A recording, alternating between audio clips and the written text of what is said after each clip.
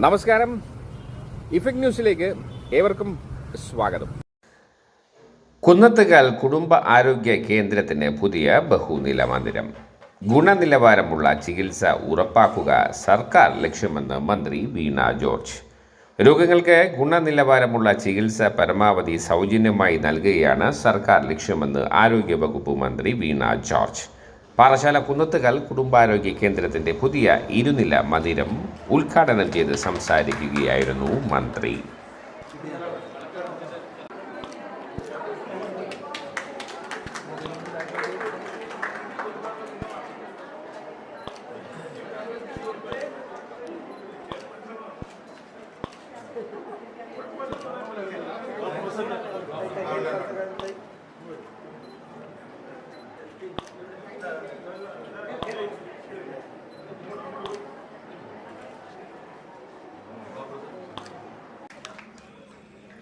മുഖ്യ പ്രഭാഷണം നടത്തുന്നതിലേക്കായി കടന്നു വന്നിരിക്കുന്ന ഡോക്ടർ ഡീന KJ ആണ് പ്രസിഡന്റിനെയും ഏറെ ബഹുമാനത്തോടെ യോഗത്തിലേക്ക് സ്വാഗതം ചെയ്തുകൊള്ളുന്നു.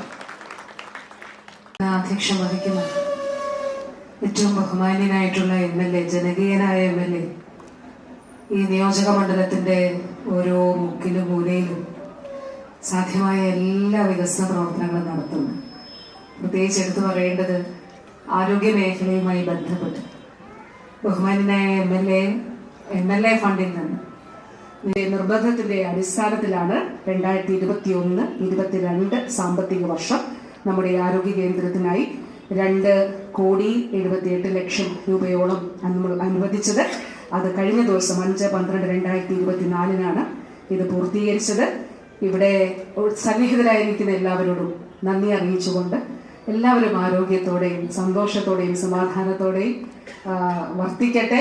അതോടൊപ്പം പുതിയൊരു വർഷമാണ് വരാൻ പോകുന്നത് 2025.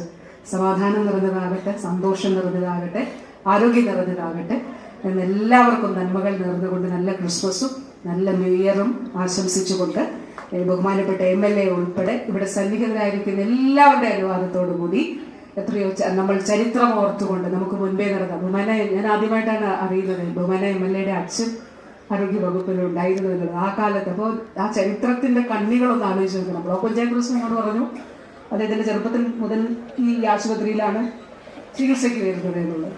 അപ്പൊ എത്ര അടുപ്പമാണ് ഓരോരുത്തർക്കും ഉള്ളത്.